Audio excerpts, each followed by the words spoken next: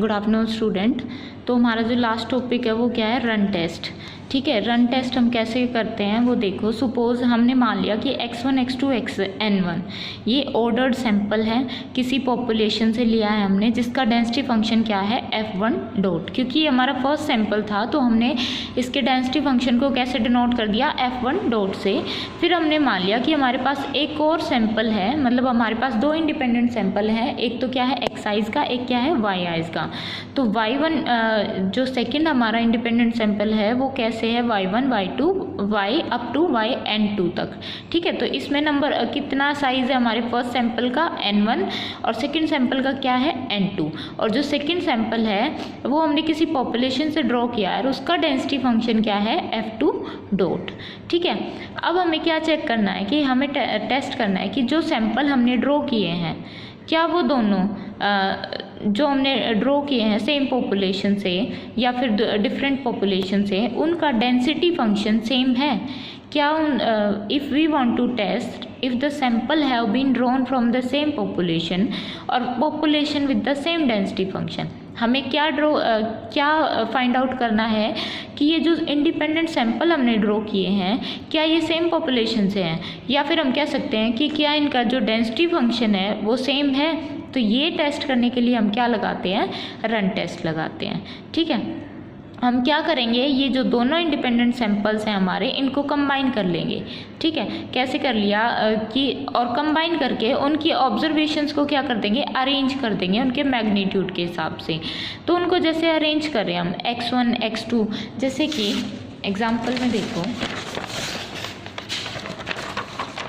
हमारे पास कोई भी क्या होता है, सैंपल होता है। जैसे फर्स्ट सैंपल में नंबर आ रहे हैं 1 2 3 4 5 6, ये फर्स्ट सैंपल हो गया हमारा। ठीक है, और सेकंड सैंपल में आ रहे हैं 1 2 एक मिनट, यहाँ पे 1 2 3, ये 1 2 2 4 4, ऐसे कर लो 4 4 6। यहाँ पे आ गया हमारा 5 5 7 7 8 9, कुछ ऐसे। ये सेकंड सैंपल हो गया हमारा।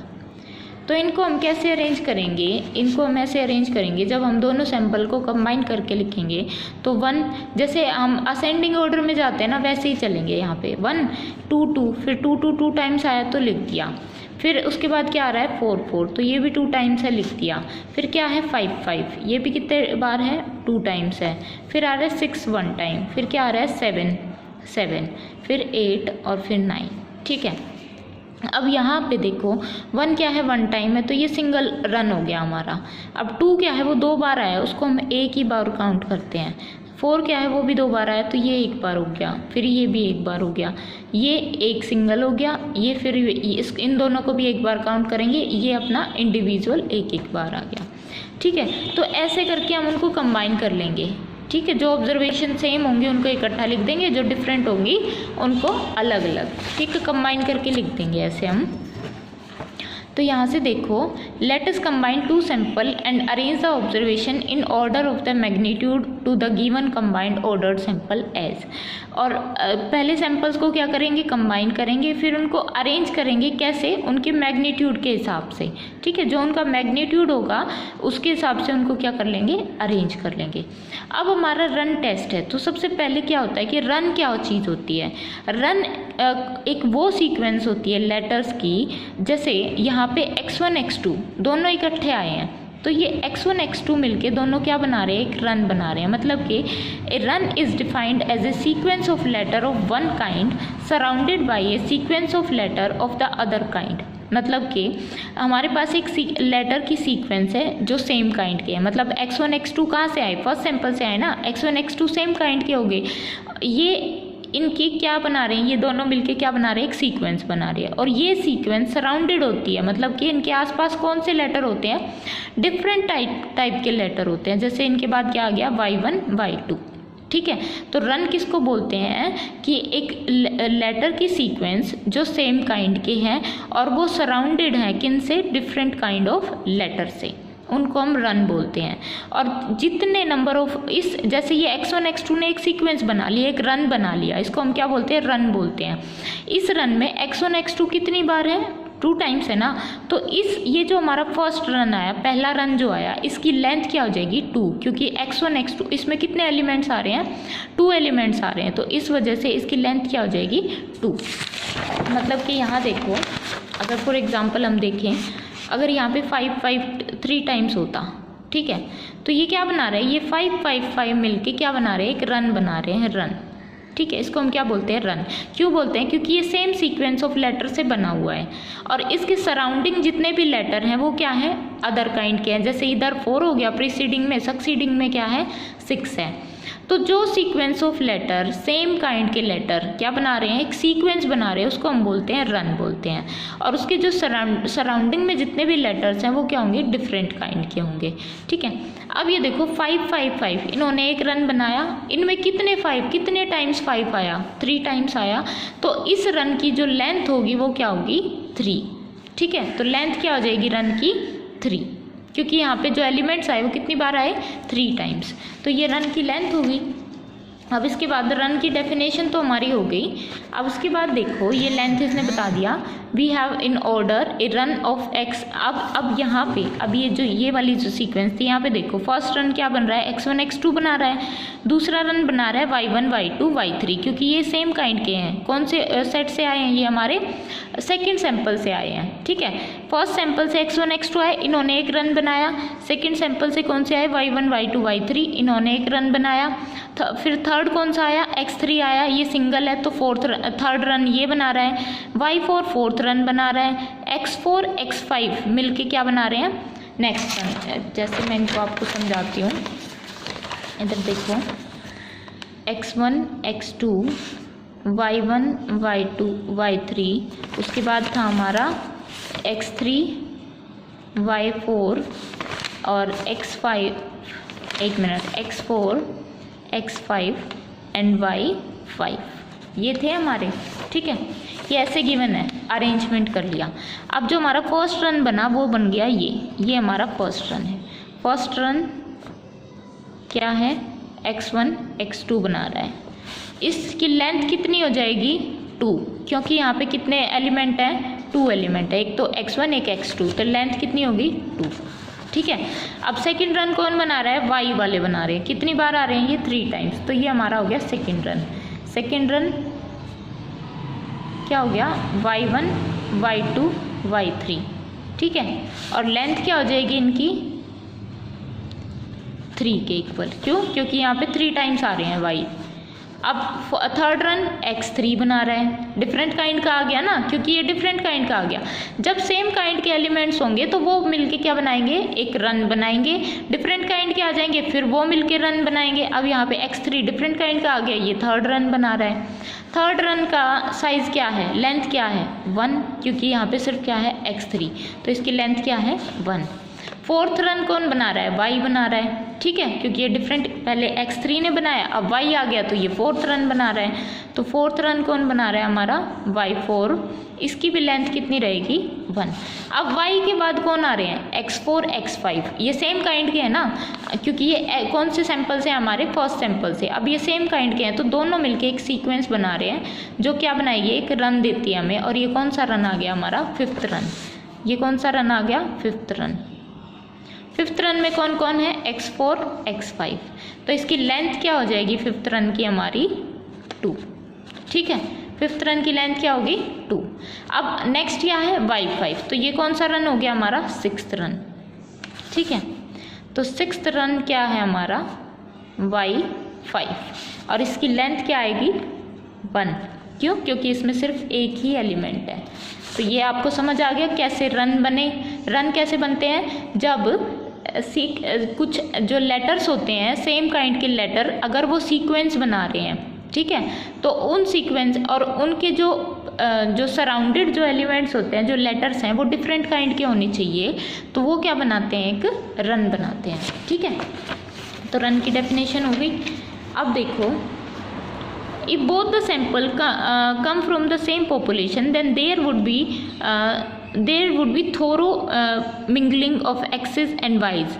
अगर क्या होता है कि अगर हम क्या चेक करते हैं, सबसे पहले तो हम रन टेस्ट तभी अप्लाई करते हैं जब हमें चेक करना हो कि हमारे जो सैंपल हमने निकाले हैं क्या वो दोनों सेम पॉपुलेशन से हैं, क्या उनका डेंसिटी फंक्शन सेम है उनका पॉपुलेशन का, तो ये हमें चेक करना होता है। ये अगर ये बोलता है कि अगर हमारे सैंपल हैं, अगर वो सेम पॉपुलेशन से आए हैं तो हमारे पास रन है ना वो बनते रहेंगे जल्दी जल्दी, मतलब अच्छे रन बनेंगे, एक्स और वाई की मिंगलिंग होगी और वो क्या बनाएंगे, रन बनाएंगे।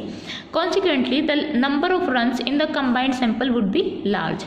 अगर वो सेम पॉपुलेशन से हैं हमारे सैंपल तो क्या करेंगे, जो नंबर ऑफ रन बनेंगे ना वो क्या बनेंगे, लार्ज बनेंगे, मतलब ज़्यादा बनेंगे। ऑन द अदर हैंड अगर हमारे सैंपल सेम पॉपुलेशन से ना होके डिफरेंट पॉपुलेशन से आ रहे हैं तो जो रन है, जो उनकी रेंजेस होगी, मतलब एक्स और वाई की जो रेंज होगी वो ओवरलैप नहीं करेगी।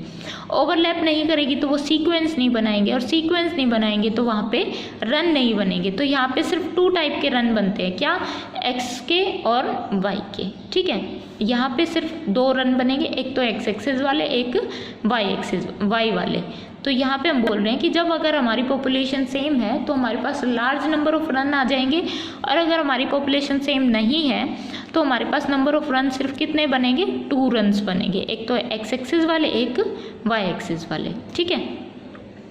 Generally any difference in mean and variance would tend to reduce the number of runs.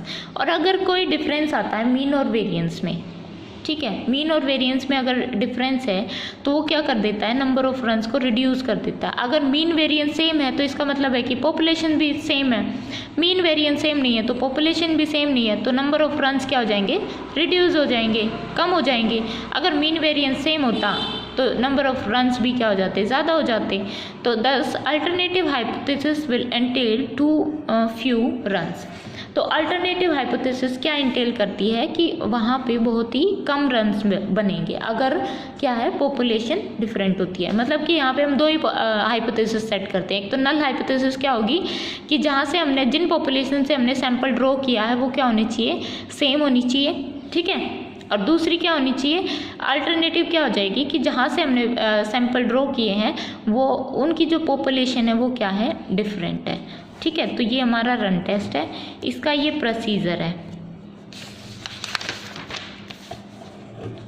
तो इसका प्रोसीजर देखो, मेन प्रोसीजर में ये क्या बोलता है कि हम सबसे पहले क्या करते हैं, नल हाइपोथेसिस सेट कर लेते हैं। नल हाइपोथेसिस में हम क्या मानते हैं, हम क्या मान के चल रहे थे कि जहाँ से हमने सैंपल ड्रॉ किए हैं वो पॉपुलेशन क्या होंगी, इक्वल होंगी, मतलब कि उनका डेंसिटी फंक्शन क्या होना चाहिए, इक्वल होना चाहिए। तो फर्स्ट जो पॉपुलेशन है उसका डेंसिटी फंक्शन क्या था, F1 डॉट, सेकेंड का क्या था, F2 डॉट। और अल्टरनेटिव में क्या आ जाएगा कि जो सैंपल हमने ड्रॉ किए हैं वो उनका जो डेंसिटी फंक्शन होगा पॉपुलेशन का वो क्या होगा, डिफरेंट होगा, सेम नहीं होगा, मतलब कि हमारी जो पॉपुलेशन है वो डिफरेंट होगी, ठीक है। तो ये हम हमारी नल हाइपोथेसिस सेट करके चलते हैं।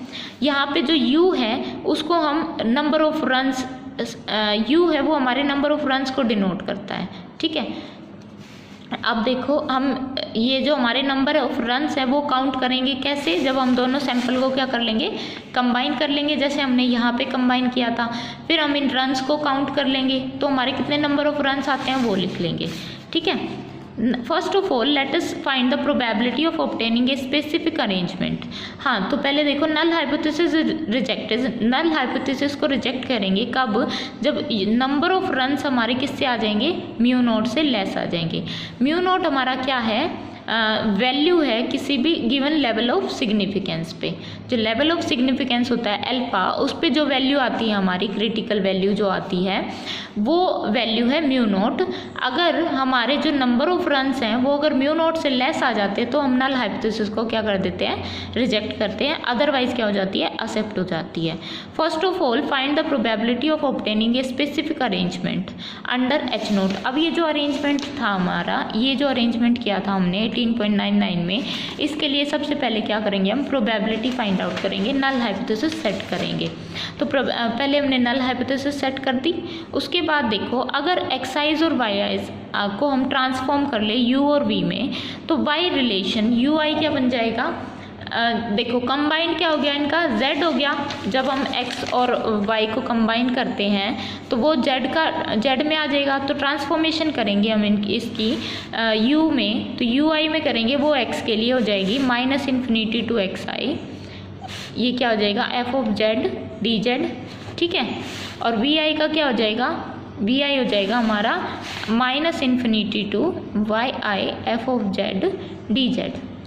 आपको मेन तो फॉर्मूले याद रखने हैं कि आपको रन टेस्ट कैसे अप्लाई करना है, क्या क्या फॉर्मूले होंगे। अब देखो जॉइंट पीडीएफ है जो यू वी का, वो क्या बन जाएगा, g of u1 u2 un up to v1 v2 vn तक। ये x के लिए था, ये y के लिए था, ये इनका जॉइंट पीडीएफ बन गया।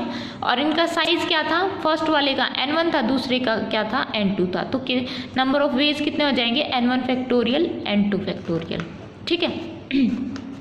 जब हम इनको इंटीग्रेट, अब हमें इनकी प्रोबेबिलिटी निकालनी है, तो हम इनको इंटीग्रेट करेंगे इस हमारे पीडीएफ को। तो हमारे पास जो इंटीग्रल की वैल्यू जो आएगी, जब हम इसको इंटीग्रेट करेंगे कहाँ से कहाँ तक, u1 ओवर 0 टू u2, ठीक है, and u2 over 0 to v1 तक, एंड सो ऑन। ऐसे हम पहले कहाँ से 0 टू u1 पे जब इंटीग्रेशन लगाएंगे तो 0 टू u2 तक लगेगा, v1 पे कहाँ से लगेगा, u2 टू v2 तक। तो ऐसे हम क्या करेंगे, इस पे इंटीग्रेशन लगाएंगे तो हमारा सिंप्लीफिकेशन में क्या आएगा, n1 factorial by n2 factorial divide by n1 plus n2 factorial, जो कि किसके इक्वल होता है, 1 कॉम्बिनेशन हो जाएगा इसका n1 प्लस n2 cn1, ठीक है।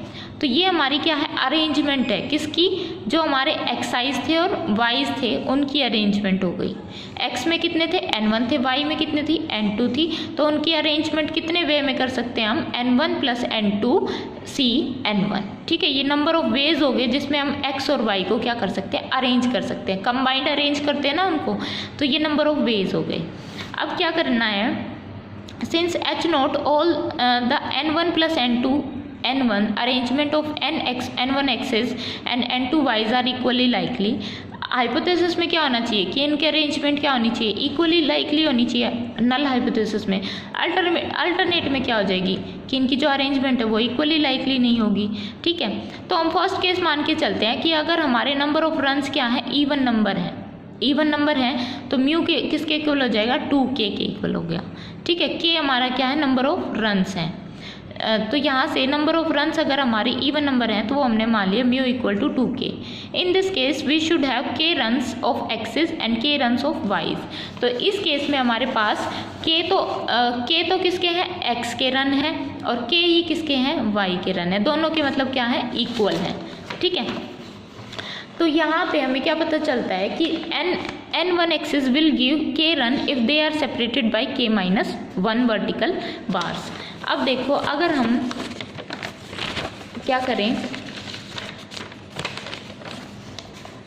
जो हमारे n1 थे, मतलब जो हमारी n1 अगर हम एक्सिस में देखें तो एक्सिस हमें कितने रन देंगे, k रन देंगे, ठीक है। और वो k रन कितने बार्स, वर्टिकल बार्स से सेपरेटेड होंगे, k माइनस 1 तक। अब यहाँ देखो, यहाँ पे फर्स्ट रन हो गया एक्सिस का, यहाँ दूसरा हो गया, यहाँ तीसरा हो गया, 3 रन दिए तो k किसके इक्वल हो गया, 3 के इक्वल। अब ये सेपरेट कितने से हो रहे हैं, एक तो ये वाले से, एक ये वाले से, एक ये वाले से, तो 3 से ये सेपरेट हो रहे हैं, ठीक है। तो ये बोल रहा है कि जो हमारे इनके बीच में नंबर ऑफ स्पेस कितने आ जाएंगे, यहाँ देखो नंबर ऑफ स्पेस कितने आ गए।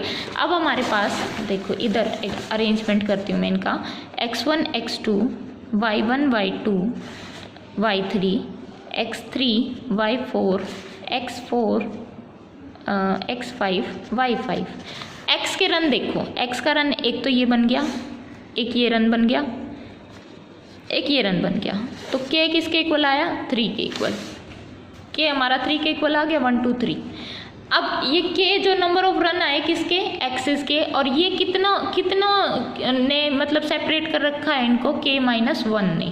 कैसे, एक तो इसने सेपरेट किया, इन दो को किसने सेपरेट किया, इसने, और इन दो को सेपरेट किसने किया, इसने।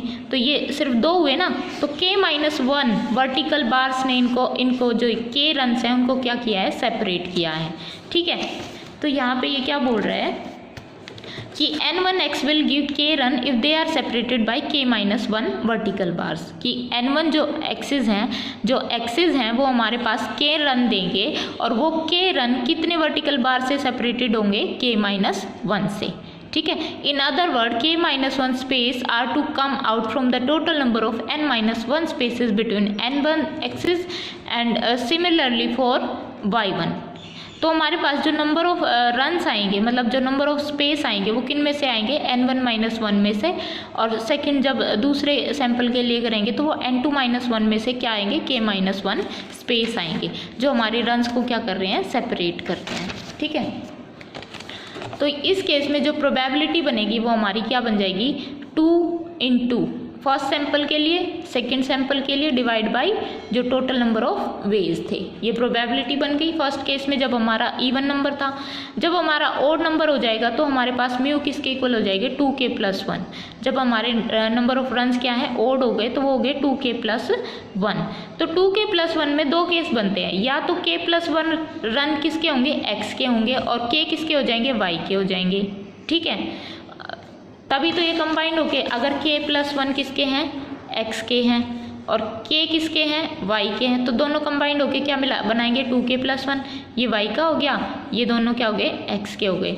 या फिर दूसरा केस ये हो सकता है कि x का कितने हैं, k हैं, और y के कितने हैं, k+1। ये y के हो गए, ये x के हो गए, तो ये दोनों मिलके क्या बना रहे हैं, 2k+1 रन बना रहे हैं, ठीक है। दो केस हो गए, इन दोनों केसों की प्रोबेबिलिटी फाइंड आउट करेंगे हम। पहले वाले में क्या हो जाएगा, जहाँ पे अगर फर्स्ट केस में हमारा x एक्सिस है वो k+1 रन दे रहा है, तो अगर वो पहले जब वो क्या था, जब वो हमें k रन देता था तो किससे सेपरेट होता था, k-1 वर्टिकल स्पेस से, ठीक है, वर्टिकल स्पेस होते थे उसके बीच में। अब अगर वो k+1 रन देता है तो उसके बीच में कितने वर्टिकल स्पेस हो जाएंगे, सिर्फ k वर्टिकल स्पेस हो जाएंगे, ठीक है। तो n1-1 k, और यहाँ पे क्या आ जाएगा, n2-1 k-1, क्योंकि यहाँ पे तो k रन है। अब सेकंड में क्या आ जाएगा, अब x के लिए k रन है तो n1-1 k-1, और इसके लिए क्या आ जाएगा, y के लिए n2-1 k, और डिवाइड बाय टोटल, ठीक है। तो ये दोनों हमारे किन के लिए आगे, जब एक तो even number of cases run हो और एक ऑड नंबर ऑफ रन हो।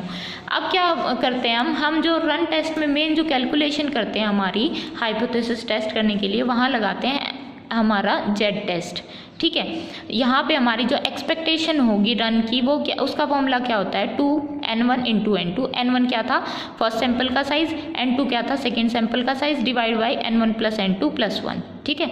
Second variance of u, variance का फॉर्मूला ये आ गया, नंबर ऑफ जितने रन है ना उनका वेरिएंस का फॉर्मूला ये होता है, एक्सपेक्टेशन का ये होता है।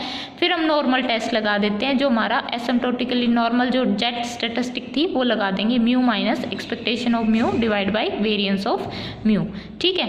और ये कब लगाते हैं, जब हमारा नंबर ऑफ जो रन है, मतलब जो सैंपल का साइज़ है, अगर वो 10 से ज़्यादा है, इनमें से कोई भी एक सैंपल का साइज़ 10 से ज़्यादा है, तो हम कौन सा टेस्ट लगा देते हैं, जेड टेस्ट, मतलब कि नॉर्मल टेस्ट लगा देते हैं, ठीक है। तो ये मेन फॉर्मूले जो आपको याद रखने हैं रन टेस्ट में, ये इसकी थ्योरी थी थोड़ी सी, जो आप एग्ज़ाम में लिख सकते हो, और इसके बेस पे जो क्वेश्चन होगा वो मैं आपको कल करा दूँगी, ठीक है।